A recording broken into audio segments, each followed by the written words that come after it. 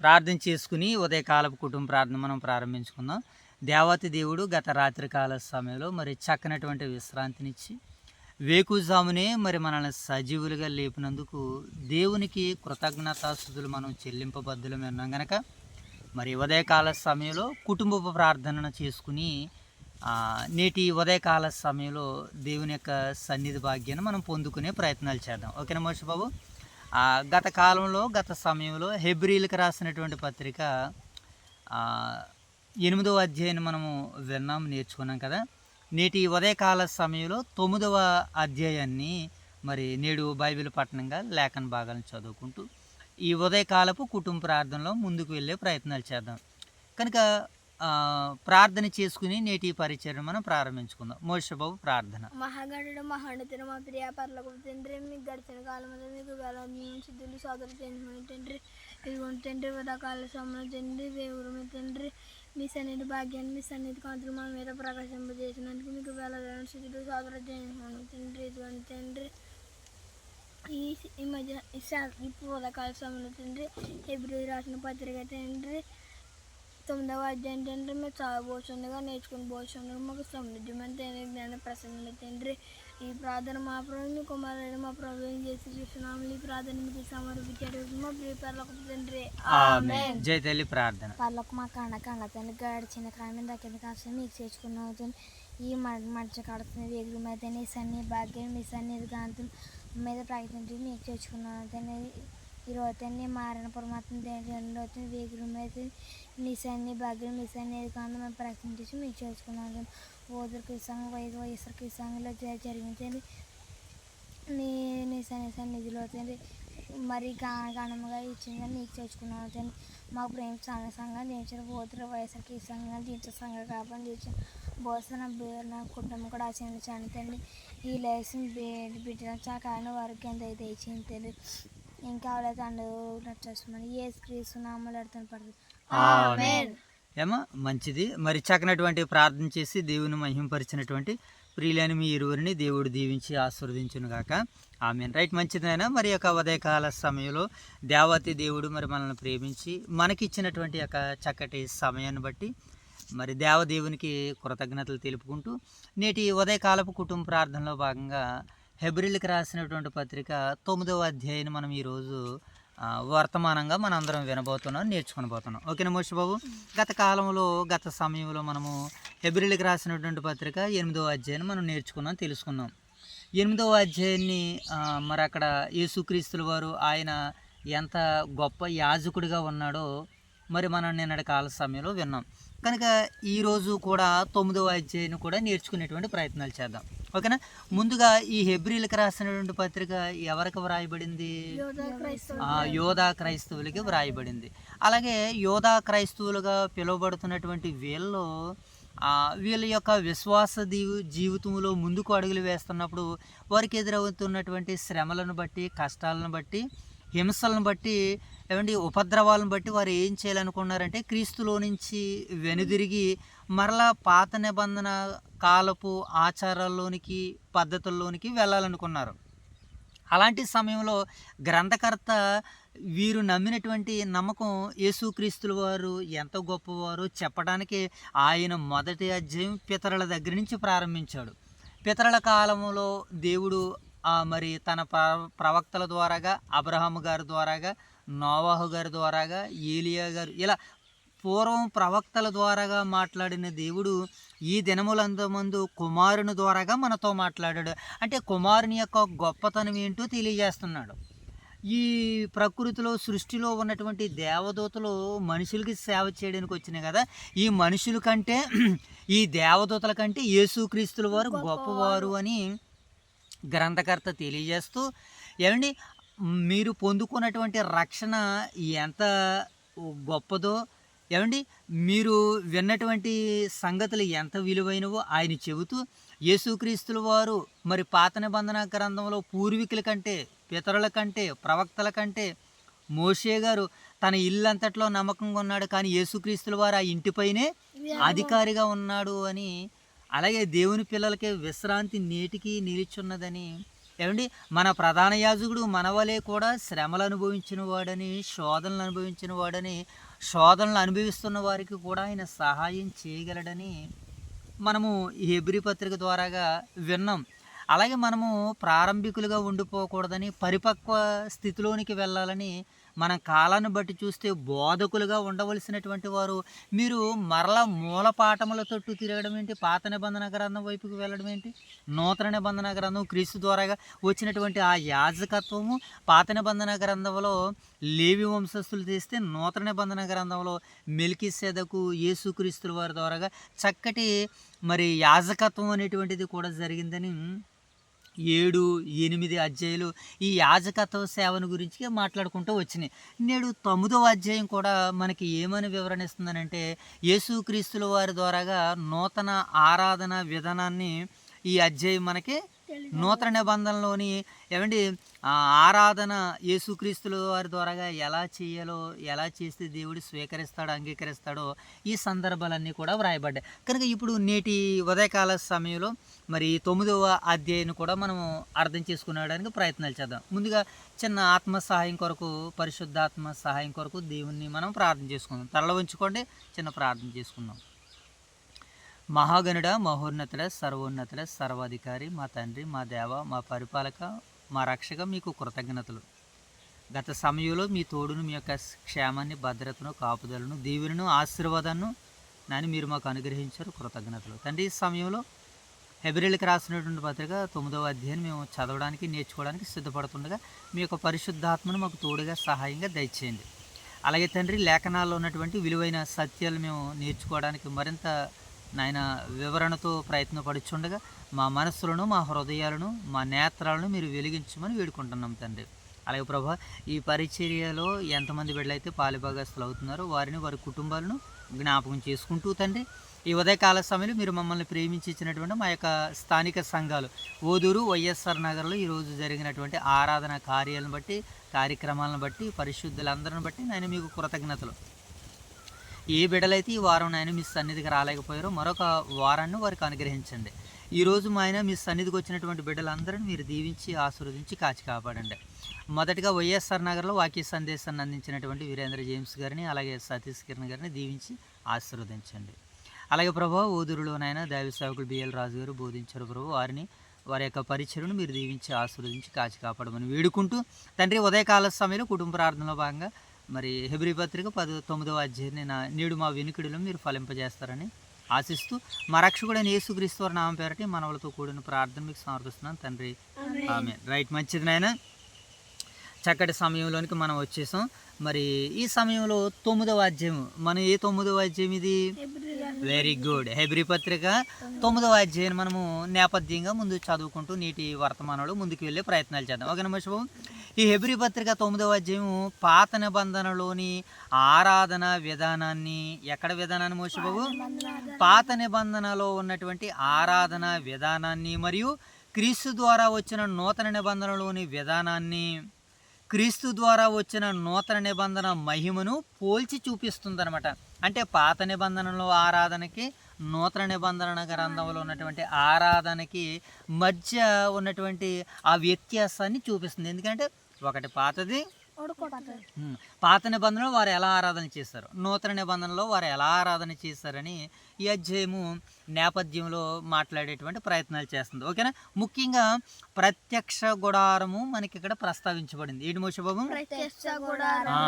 ప్రధాన యాజకుని సేవ, అలాగే బలులు మరియు రక్తము, యేసుక్రీస్తు వారి చేసిన సంపూర్ణ విమోచన. ఈ అధ్యాయము యూదుల ఆరాధనలో ఉన్న నీడలను చూపించి క్రీస్తులో వచ్చిన నిజమైన రక్షణను వెల్లడి చేస్తుంది. క్రీస్తులో వచ్చినటువంటి నిజమైన రక్షణను ఏం చేస్తుంది ఈ అధ్యాయము? వెల్లడి చేస్తుంది.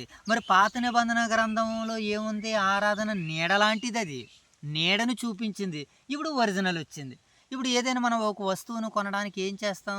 ఆ వస్తువు డూప్లికేట్ని బయట పెడతాడు, ప్రోమోలో బయట షోకేస్లో బయట ఉంటుంది అనమాట. లోపల ఒరిజినల్ ఎక్కడ ఉంటుంది? లోపల ఉంటుంది. కనుక ధర్మశాస్త్రం కూడా క్రీస్తుకు పూర్వం ఉన్నటువంటి ధర్మశాస్త్రము ఎలా ఉందనంటే అది ఛాయలా ఉంది, నీడలా ఉంది. నిజమేంటి? నూతన నిబంధన గ్రంథంలో యేసుక్రీస్తుల వారి ద్వారాగా మనకు వచ్చినటువంటి న్యూ టెస్ట్మెంట్. ఓకేనా మోషే బాబు? ఇది ఈ హెబ్రీ పత్రిక 9వ అధ్యాయ నేపథ్యాన్ని మనం చూసాం టూకీగా ఒక 2-3 మాటల్లో. అయితే ఇప్పుడు ఈ అధ్యాయ సారాంశంలోనికి వెళ్ళే ప్రయత్నాలు చేద్దాం. ఎన్ని వచనాలు ఉన్నాయి మోషే బాబు ఈ అధ్యాయంలో? ఎన్నినైనా 28 వచనాలు. ఈ 28 వచనాలని ఒక 4 భాగాలుగా మాట్లాడుకునేటువంటి ప్రయత్నాలు చేద్దాం. ఎన్ని భాగాలు మోషే బాబు? 4 భాగాలు. రైట్. ఇప్పుడు దాంట్లో మొదటి భాగాన్ని మనం చూద్దాం. ఈ 9వ అధ్యాయ సారాంశంలో మొదటి భాగాన్ని చూద్దాం. ఈ మొదటి భాగంలో 1 నుంచి 10 వచనాలు. ఎన్ని మోషే బాబు? భౌతిక ప్రత్యక్ష గుడారాన్ని చూపిస్తుంది. ఏంటి మోషే బాబు? టూకీగా అర్థం చేసుకోండి. ఒక గుడారాన్ని మనకు చూపిస్తుంది. గుడారము పాత నిబంధన గ్రంథంలో గుడారము, ప్రత్యక్ష గుడారం అనేటువంటిది వాళ్ళు ఇశ్రాయేల్లో ప్రయాణాల్లో ప్రత్యక్ష గుడారాన్ని వేసుకుంటూ ఉండేటువంటి వారు. ఇప్పుడు మనం గూగుల్ని అడిగినా, యూట్యూబ్ని అడిగినా, ఏ యాప్ని అడిగినా మనకి ఇమీడియట్లీ దాని సమాచారాన్ని ఇచ్చేస్తుంది అనమాట. ఓకేనా? మనకి డయాగ్రామ్తో సుద్దా ఆ ప్రత్యక్ష గుడారం యొక్క వివరణలు మనకు కనబడతాయి. మీరు జాగ్రత్తగా జ్ఞానవంతులైతే మీరు తర్వాత మీరు ఇలా బైబిల్ని నేర్చుకునేటువంటి ప్రయత్నాలు చేయొచ్చు. ఓకేనా? ముందుగా ప్రత్యక్ష గుడారం రచయిత మొదట పాత నిబంధనలోని పరిశుద్ధ గుడారాన్ని గురించి ఇక్కడ ప్రస్తావిస్తున్నాడు. ఎన్ని వచనంలో? 1 నుంచి. ఓకే. ఇప్పుడు ఈ ప్రత్యక్ష గుడారంలో ఏముంటాయి అని అంటే, ఇప్పుడు మనం అందరం ఇక్కడ కూడుకున్నామా? ఇది ప్రత్యక్ష గుడారం లాంటిది అనుకోండి కాసేపు.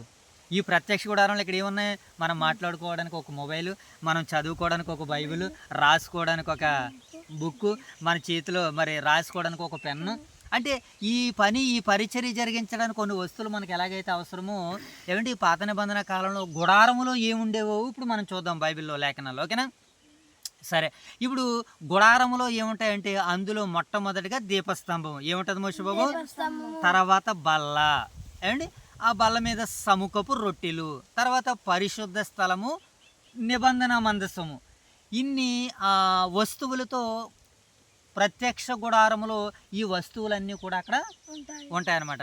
ఇప్పుడు ప్రధాన యాజకుడు సంవత్సరానికి ఒక్కసారి మాత్రమే మహాపరిశుద్ధ స్థలం అనగా అతి పరిశుద్ధ స్థలంలో ప్రవేశిస్తాడనమాట. అది కూడా రక్తంతో వెళ్తాడు. దేవుని సన్నిధిలో అక్కడ ప్రజల పాపాలని దేవునికి విన్నవించేటువంటి స్థలము అదే అతి పరిశుద్ధ స్థలము. ఇక చూద్దాం ఇది ఏమి చూపిస్తుంది మనకి అని మనం మనసును పెట్టి జాగ్రత్తగా ఈ మొదటి భాగాన్ని సారాంశాన్ని మనం అర్థం చేసుకోవడానికి ప్రయత్నం చేయగలిగినట్లయితే ప్రియులారా, దేవుని సన్నిధికి మనిషి స్వేచ్ఛగా ప్రవేశం లేదని మనకు కనబడుతుంది. దేవుని సన్నిధికి మనిషికి ఏమి లేదనైనా స్వేచ్ఛగా ప్రవేశం లేదని. ఎందుకనంటే పాప సమస్య ఇంకా పూర్తిగా పరిష్కరింపబడలేదని ఈ మొదటి భాగం మనకి సెలవిస్తుంది. ఇక సారాంశంలో 2వ భాగాన్ని తెలుసుకునేటువంటి ప్రయత్నాలు చేద్దాం. ఓకేనా? సారాంశంలో 2వ భాగాన్ని మనం చూస్తున్నప్పుడు ఏమండి 11 నుంచి 14 వచనాలు. ఎన్ని మోషే బాబు? 11 నుంచి 14 వచనాలు. ఇక్కడ మనకి యేసుక్రీస్తుల వారి యొక్క సంపూర్ణ యాజకత్వం గురించి మనకు ప్రస్తావించబడుతుంది. దేని గురించి మోషే బాబు? యాజకత్వం. చూద్దాం. ఇక్కడ నుంచే ఈ అధ్యాయ మహిమ ప్రారంభమవుతుంది. యేసుక్రీస్తుల వారు ఏమండి మానవ చేతులతో చేయబడని పరిశుద్ధ స్థలంలో ప్రవేశించాడు. పరిశుద్ధ స్థలంలో ఆయన ఎలా ప్రవేశించాడు? మానవుల చేతిలో చేయలేని దాంట్లో నుంచి ఆయన ప్రవేశించాడు. మేకల రక్తంతో కాదు, తన స్వరక్తంతోనే అతి పరిశుద్ధ స్థలంలో ఆయన ప్రవేశించాడు. ఓకేనా? అందువల్ల నిత్య విమోచన సంపాదించాడు, మనస్సాక్షిని శుద్ధి చేశాడు. కనుక ఇప్పుడు అతి పరిశుద్ధ స్థలంలోనికి వెళ్ళి మనం ఏం చేస్తున్నాం? ఇప్పుడు ఆరాధన. Very good. ఆరాధన చేస్తున్నాం మనం ఇప్పుడు. ఓకేనా మోషే బాబు? రైట్. ముఖ్య సత్యం ఏంటంటే పాత బలులు శరీరాన్ని మాత్రమే శుద్ధి చేశాయి. పాత నిబంధన గ్రంథంలో మనుషులు చేసినటువంటి తప్పులకి, పాపాలకి, ఆ పొరపాట్లకి ఆ రక్తము బలి ఏం చేసిందంటే శరీరాన్ని మాత్రమే శుద్ధి చేశాయి. కానీ యేసుక్రీస్తుల వారి రక్తము ఏం చేసింది? ఇప్పుడు వెరీ గుడ్, మన అంతరంగ హృదయాల్ని అది శుద్ధి చేసిందని 11 నుంచి 14 వచనాలు మనకి సారాంశాన్ని ఇస్తున్నట్లుగా మనకు కనబడుతుంది. రైట్.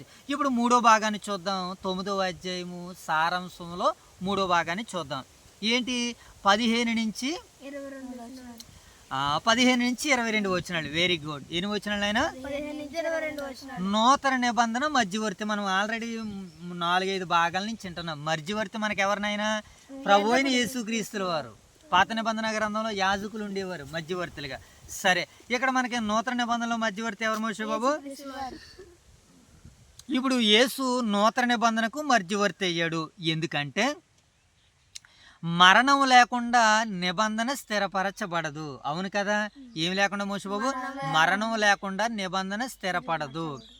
కనుక క్షమాపణ రక్తస్రావం ద్వారాగానే వస్తుంది. క్షమాపణ ఎలాగనైనా రక్తం కారడం ద్వారా కానీ, రక్తాన్ని చిందించడం ద్వారా కానీ మరి క్షమాపణ వస్తుందని ఈ 15 నుంచి 22 వచనాల భాగం మనకి తెలియజేస్తుంది. ఉదాహరణ, ఇప్పుడు ప్రధానమైనటువంటి వాక్యాన్ని మనం చూసినప్పుడు ఈ హెబ్రీ పత్రిక 9:22లో మనకి ఈ రీతిగా రాయబడింది: రక్తము చిందింపకుండా పాప క్షమాపణ కలగదు. ఒక మనిషికి పాపక్షమాపణ కలగాలంటే ఏం కలగాలి మోషే బాబు? రక్తం చిందించాలి. అలాగే ప్రభు అయిన యేసుక్రీస్తుల వారి సిలువలో ప్రపంచ మానవాళి కొరకు ఆయన రక్తాన్ని చిందించాడు. ఇది యేసుక్రీస్తు సిలువ త్యాగం యొక్క అవసరాన్ని మనకి తెలియజేస్తుంది. సో ఇది 3వ భాగము 15 నుంచి 22 వచనాలు. నెక్స్ట్ వన్, ఇప్పుడు 4వ యొక్క భాగాన్ని మనం చూద్దాం. ఒక్కసారి చేసిన సంపూర్ణ బలి. ఏంటి మోషే బాబు? 23 నుంచి 28 వచనాల్లో ఈ భాగాలు మనకి సెలవిస్తాయి. చూద్దాం. పాత నిబంధన యాజకులు పదే బలులు అర్పించేవారు. ఏం చేసేవారు నాయన? కానీ యేసుక్రీస్తుల వారు ఒక్కసారే తనను తాను అర్పించుకున్నాడు దేవునికి. పాపాన్ని తొలగించాడు. రెండవసారి రక్షణ కొరకు ఆయన ప్రత్యక్షము కాబోతున్నాడు. కనుక 23 నుంచి 28 వచనంలో మనకి యేసుక్రీస్తుల వారి యొక్క ఆయన రక్షణ ఎంత విలువైనదో మనకి కనబడుతుంది. ఓకేనా? కనుక ఒక్కసారి తనను తాను అర్పించుకున్నాడు కనుక పాపాన్ని తొలగించాడు, మనకి రక్షణను ప్రసాదించాడు. ఇదే 9వ అధ్యాయం 27-28 వచనాల్లో మరి గొప్పతనం మనకు కనబడుతుంది. ఏంటి ఆ గొప్పతనం? మనుషులు ఒక్కసారే మరణిస్తారు. ఏంటి మోషే బాబు? తర్వాత అందరికీ తీర్పు ఉంటుంది. అలాగే క్రీస్తు ఒక్కసారే బలి అయి ఉన్నాడని ఈ భాగాలు, ఈ సందర్భాలు మనందరికీ వాక్యం ద్వారాగా తేటతలం అవుతున్నాయి. సరే, ఇక మనము దేన్ని ముగించుకున్నాం? ఇప్పుడు సారాంశాన్ని ముగించుకున్నాం కదా, నేపథ్యాన్ని ముగించుకున్నాం కదా. ఇప్పుడు 3వదిగా సందేశంలోనికి వెళ్ళేటువంటి ప్రయత్నాలు చేద్దాం. ఓకేనా మోషే బాబు? సందేశంలో మొదటి భాగాన్ని మనం చూసినప్పుడు నీడల కాలం ముగిసింది. నీడల కాలం అని అంటే వెరీ గుడ్. పాత నిబంధన కాలము, పాత నిబంధన యొక్క సంస్కారాలన్నీ కూడా ఏం చెప్పండి, అవి నీడ లాంటివి. అవి ముగిసిపోయినాయి, సమాప్తమైనవి. ఇప్పుడు నిజము వచ్చెను అని వ్రాయబడింది. ఏమొచ్చింది నాయన? పాత నిబంధన ఆచారాలు క్రైస్తవులను సూచించే నీడలు మాత్రమే. యేసులో దేవుని సంపూర్ణ రక్షణ ప్రత్యక్షమై ఉన్నది. యేసుక్రీస్తుల వారిలో ఏముంది మోషే బాబు? దేవుని యొక్క సంపూర్ణ రక్షణ ప్రత్యక్షమైందని ఈ ఆత్మీయ సందేశము 9వ అధ్యాయ సందేశం మనకి మొదటి భాగాన్ని మనం చూసాం. ఇక 2వ భాగాన్ని చూద్దాం మోషే బాబు. ఎన్నో భాగము? 2వ భాగం. యేసు రక్తమునకు అపారమైన శక్తి ఉంది. యేసు రక్తానికి ఏముంది నాయన? అపారమైన శక్తి ఉంది. ఆ శక్తికి పరిమితులు లేవు. ఎలాంటి బలహీనతమైనా సరే బలంగా మార్చేటువంటి శక్తి యేసుక్రీస్తుల వారి యొక్క రక్తానికి ఉంది. ఓకేనా మోషే బాబు? ఆ రక్తం ఏం చేస్తాడంటే పాపాన్ని కప్పదు. యేసుక్రీస్తుల వారి రక్తం ఏం చేయదు నాయన? పూర్తిగా మనలో ఉన్నటువంటి పాపాన్నే తొలగిస్తుంది తప్ప పాపాన్ని మూసేదిగా ఉండదు. పాపాన్ని ఒప్పుకోలు చేసేటట్టుగా ఉంటుంది. అదే యేసుక్రీస్తుల వారి యొక్క రక్తము. యేసు యొక్క రక్తము పాపాన్ని కప్పదు, పూర్తిగా తొలగిస్తుంది, మనస్సాక్షిని శుద్ధి చేస్తుంది. ఏంటి మోషే బాబు? దేవుని సంబంధాన్ని పునరుద్ధరిస్తుంది. సరే, ఇక ఈ ఆత్మీయ సందేశంలో 3వ భాగాన్ని మనం చూద్దాం. రక్షణ కొరకు మరొక బలి అవసరం లేదు. రక్షణ కొరకు మరొక బలి ఏం లేదు మోషే బాబు? యేసు చేసిన బలి సంపూర్ణమైనది. మనుషుల ప్రయత్నాలు కాదు, క్రీస్తు కృపే రక్షణకు ఆధారం. ఓకేనా? ఇది సందేశంలో 3వ భాగం. ఇక 4వ భాగాన్ని కూడా మనం నేర్చుకునే ప్రయత్నాలు చేద్దాం. సందేశంలో 4వ భాగం తీర్పు నిజము. తీర్పు ఏంటి మోషే బాబు? మనిషి జీవితం తాత్కాలికం, నిరంతరము తీర్పు ఉంది. అందువల్ల రక్షణను నిర్లక్ష్యం చేయకూడదని ఈ అధ్యాయం మనకి సందేశాన్ని వేస్తుంది. ఇక ఈ అధ్యాయం యొక్క లోతైనటువంటి విశ్లేషణ చేసేటువంటి ప్రయత్నాలు చేద్దాం. ఏంటి మోషే బాబు? ఈ అధ్యాయం యొక్క వివరాల్లోనికి వెళ్దాం లేకపోతే, ఓకేనా? లోతైన ఆత్మీయ విశ్లేషణ. ఓకే, ఏంటో మనం చూద్దాం. పరిశుద్ధ స్థలము, అతి పరిశుద్ధ స్థలము. ఈ అధ్యాయంలో మనకి ఏం కనపడుతుంది మోషే బాబు? Very good.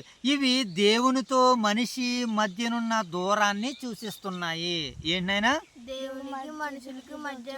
దూరాన్ని సూచిస్తుంది. ఏంటి? పరిశుద్ధ స్థలము, అతి పరిశుద్ధ స్థలము. యేసు శిలువ ద్వారా ఆ తెర ఏమైపోయింది? ఇప్పుడు చినిగిపోయింది. ఏమండి? చినిగిపోయింది కనుకనే ఇప్పుడు ఏం చూపిస్తుంది? మధ్య దూరం లేదు, తెర ఉన్నంతసేపే దూరం. ఇప్పుడు తెర చినిగిపోయింది, మధ్యది మొదటిది ఒకటైపోయింది, అంతా ఇప్పుడు సమానంగా ఉందని ఇక్కడ మరి అధ్యాయం మనకి ఆ వివరణ ఇస్తుంది ప్రియులారా. ఓకేనా మోషే బాబు? యేసు శిలువ ద్వారా ఆ తెర చినిగిపోయింది. ఇప్పుడు విశ్వాసులు ధైర్యంగా దేవుని సన్నిధికి ఏం చేయొచ్చు? రావచ్చు, దేవుణ్ణి సేవించుకోవచ్చు. ఇది నూతన నిబంధన గ్రంథం మనకి ఇస్తున్నటువంటి సర్వ స్వతంత్రం. ఓకేనా మోషే బాబు? ఇక కింద మాట చూద్దాం. రక్తము యొక్క ఆత్మీయ అర్థం. ఏంటి మోషే బాబు?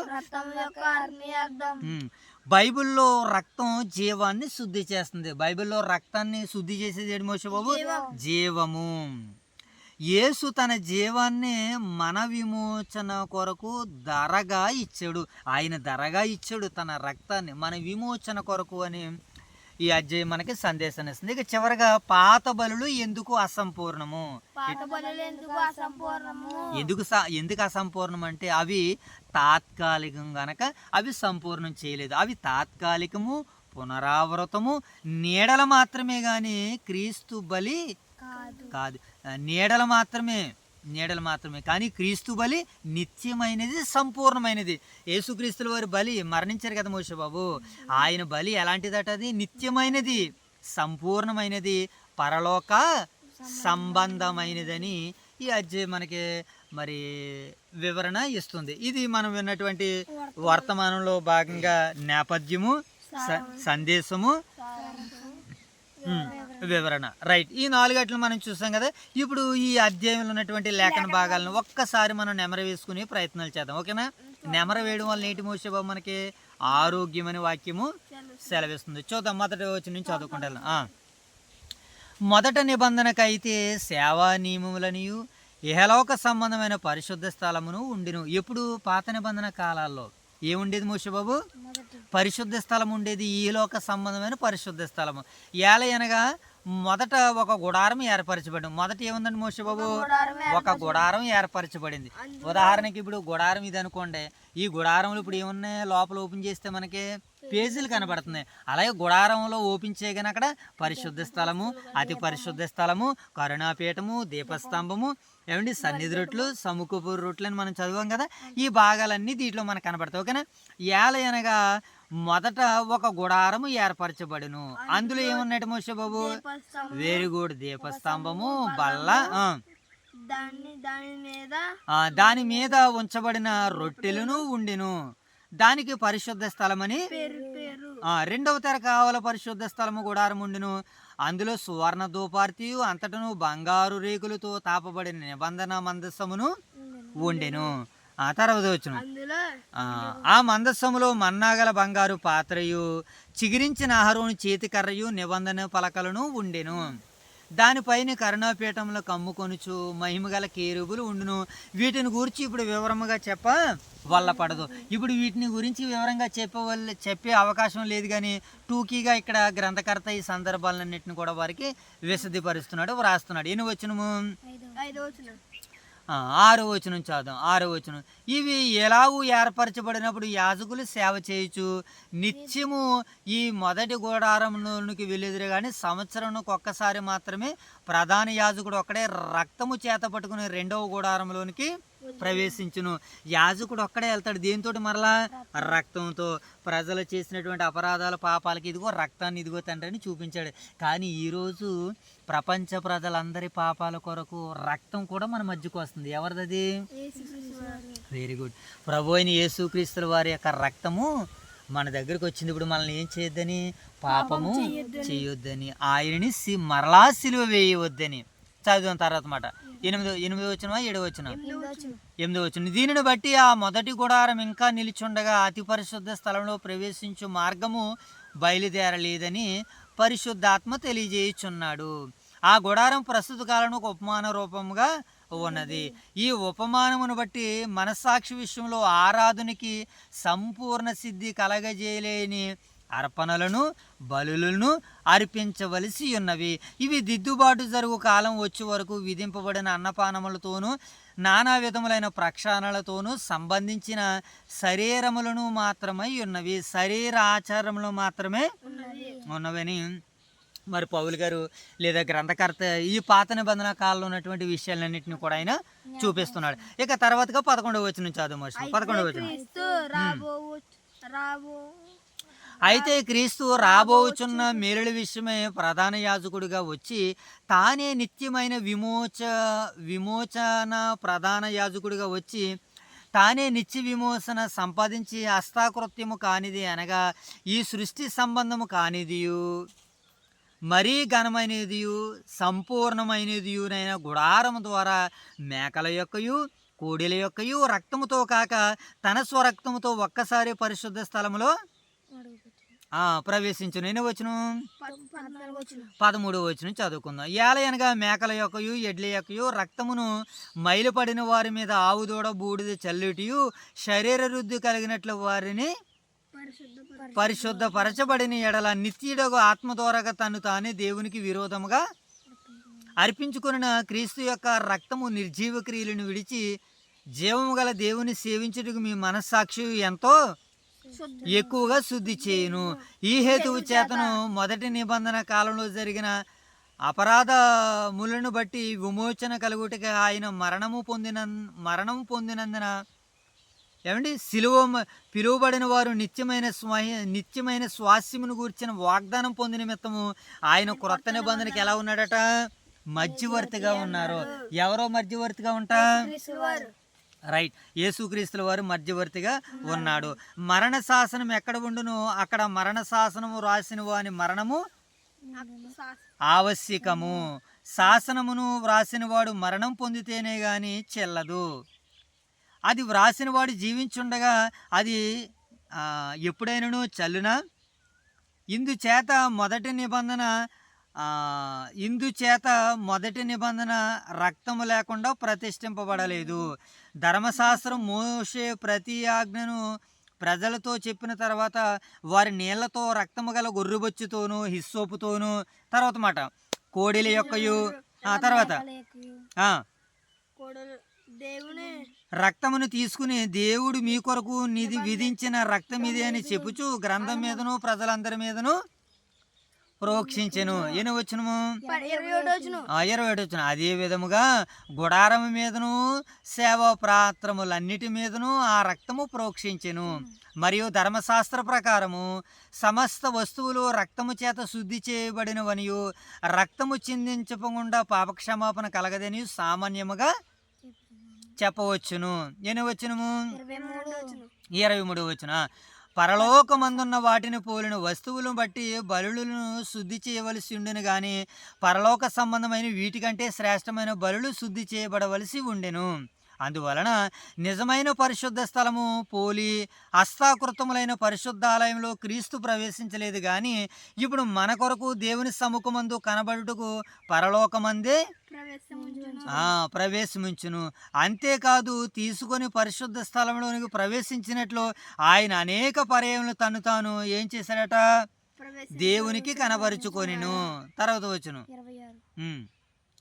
అట్లయినను జగత్తు పునాది వేయబడినది మొదలుకొని ఆయన అనేక పర్యాయములు శ్రమ పడవలసి వచ్చును. అయితే ఆయన యుగముల సమాప్తి యందు తన్ను తానే బలిగా అర్పించుకున్నటి చేత పాప నివారణ చేటిగా ఒక్కసారే ప్రత్యక్షమగును. మనుషులు ఒక్కసారి ఏం చేస్తారట మోషేబాబు? మనుషులు ఒక్కసారే మృతి పొందవలననియు నియమించబడును. ఆ తర్వాత తీర్పు జరుగును. అలాగునని క్రీస్తు కూడా అనేక పాపములను భరించి ఒక్కసారి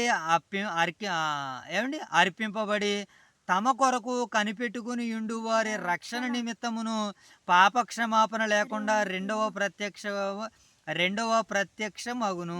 పాపం లేకుండా రెండవసారి ఆయన ప్రత్యక్షమగుతాడు, ఆయన వస్తాడు అని ఇక్కడ ఈ భాగాలు మనకి సెలవిస్తున్నాయి. కనుక ఈ 9వ అధ్యాయం మనకి ఇచ్చేటువంటి వివరణ ఏంటంటే పాత నిబంధన కాలంలో ఆరాధన విధానము, నూతన నిబంధన గ్రంథంలో ఉన్నటువంటి ఆరాధన విధానానికి వ్యత్యాసాన్ని, పోలికల్ని మనం ఇక్కడ చూడడం జరిగింది. ఓకేనా మోషే బాబు?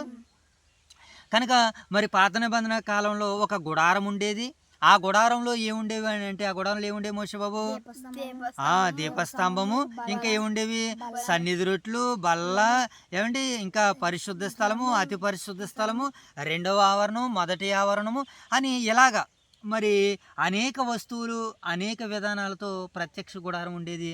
అక్కడ యాజకులు సేవను జరిగిస్తుండేటువంటి వారు. ఇప్పుడు యేసుక్రీస్తు వారు వచ్చిన తర్వాత ఏమండి, అడ్డుతెర, పరిశుద్ధ స్థలానికి అతి పరిశుద్ధ స్థలానికి ఉన్నటువంటి మరి ఆ అడ్డుతెరను యేసుక్రీస్తుల వారు మరణం ద్వారా అది రెండుగా చీల్చబడినట్లు మరి అందరూ ఒక్కటిగా అవి ఈ రోజున క్రీస్తును ఆరాధిస్తున్నట్లుగా మనకి దైవలేఖనాలు సెలవిస్తున్నాయి. కనుక ఇంతవరకు విన్న వాక్యం దేవుడు మన వినికిడిలో ఫలింపజేయను గాక. ఆమేన్. మోషే బాబు ప్రార్థన. మహాగణుడు మహానద్దరు మా ప్రియాపర్లకు తండ్రి, మీ ఘనమైన ఉత్తమైన శ్రేష్టమైన నామానికి వేల శుద్ధులు సోదరు చేయించుకోండి తండ్రి. ఇదిగోండి తండ్రి, ఈ మధ్యాహ్న కాల సమయం తండ్రి, వేగురమైన తండ్రి, మీ సన్నిధి భాగ్యాన్ని, మీ సన్నిధి కాంతులు మా మీద ప్రకాశింపజేసినట్టు మీకు వేల శుద్ధులు సోదరు చేయించుకోండి తండ్రి. ఇదిగోండి తండ్రి, మధ్యాహ్న కాల సమయం తండ్రి, హెబ్రీ రాసిన పత్రిక తండ్రి 9వ అధ్యాయం తండ్రి, మేము చదువుకున్నాం తండ్రి, నేర్చుకున్నాం తండ్రి. అదిగోండి తండ్రి, ఆ అధ్యాయం తండ్రి మా పలకల మీద రాసుకున్నాం చక్కని భాగ్యాన్ని మాకు తెచ్చింది తండ్రి. ఇదిగోండి తండ్రి, మీ కొమ్మడి యొక్క మన పునరుద్ధాన దినములో తండ్రి మేము ఆత్మచూడు, సత్యం చూడు, ఆరాధించుకొని చక్కటి భాగ్యాన్ని మాకు అనుగ్రహించండి. మీకు వెళ్ళడానికి శుద్ధి సోదరు చేయమని తండ్రి. ఇదిగోండి తండ్రి, ఈ మధ్యాహ్న కాల సమయంలో తండ్రి మా స్థానిక సంఘాలు జ్ఞాపకం చేసుకున్న తండ్రి, వయసులో జరిగిన ఆరాధన తండ్రి మీకు మహిమగా, మా దేవుని గారిని ఆశీర్వాదంగా జరిగిన నుంచి మీకు వెళ్ళడానికి శుద్ధులు సోదరు చేయించుకోండి తండ్రి. ఓదులో కూడా తండ్రి ఆరాధన, అది కూడా మీ నామానికి మహిమగారం, మన దేవుని గారంగా ఆశీర్వాదకరంగా మీరు జరిగించడం నడిపించడానికి వేడుకుంటున్నాం తండ్రి. సండే స్కూల్ తరగతి కూడా తండ్రి మీకు మహిమగారంగా, మాకు దేవుని గారంగా ఆశీర్వాదకరంగా మీకు జరిగించడానికి నడిపించేందుకు ఈ ప్రార్థన మా ప్రభు మీ కుమారుడు మా ప్రభు అని యేసుక్రీస్తు నామములో ప్రార్థన మీకు సమర్పించుకుని మా ప్రియ పరలోకపు తండ్రి. ఆమేన్. జై తల్లి ప్రార్థన. పరలోక మా కన్న తండ్రి, గడిచిన కాలం దక్కించి కాల్సిన మీకు చేసుకున్నాం తండ్రి. ఈ మధ్య కాల్సిన ఎగురుమైతే మీ సన్ని భాగ్యాలు, మీ సన్నిధి కాంతులు మన ప్రకటించి మీకు చేసుకున్నాం తండ్రి. ఈ మధ్యకాల సమయంలో హెబ్రీలు రాసిన పత్రిక 9వ అధ్యాయం మేము చదువుకున్నాం తండ్రి, నేర్చుకున్నాం తండ్రి. ప్రత్యేక గొడవల్లో ఏమేమి ఉన్నాయితే మేము నేర్చుకున్నాం, తెలుసుకున్నాం. ఇవన్నీ వీడియో విడిచిపెట్టలా కాకుండా మరొక వరకు రాసుకుంటా ఉదయకాల సమయం జరిగిందంటే మీ సండే స్కూల్ తరగతిలో కూడా నేను ఆమె మధ్యలో తెచ్చుకున్నాను. మళ్ళీ సంఘాలు ఓదురు వేసరికి సంఘాలు జరిగిన సంఘాల్లో కూడా నేను ఆమె మధ్యలో చేసుకున్నాను తండ్రి. సమయం ట్రీగా మేము వాక్యం చదువుకునే సమయం ఇచ్చి మీకు చేర్చుకున్నాం. ఈ లెసన్ డాన్స్ కానీ వారికి దయచేయండి. మాకు మేము సాని సంఘాన్ని ఇచ్చాం. ఓదురు వయసరికి సంఘం చేస్తాం కాబట్టి తీర్చడం పోస్తే నా పిల్లలు నా కుటుంబం కూడా ఆశించాను తండ్రి. 2 సంఘాలు సేవకుని తీర్చాను తండ్రి. నూతనంగా కలిసి మీరు సేవలను తీర్చాను తండ్రి. ప్రార్థన యేసుక్రీస్తు నామములో అడుగుతున్నాను. అందరికీ వందనాలు. God bless you all.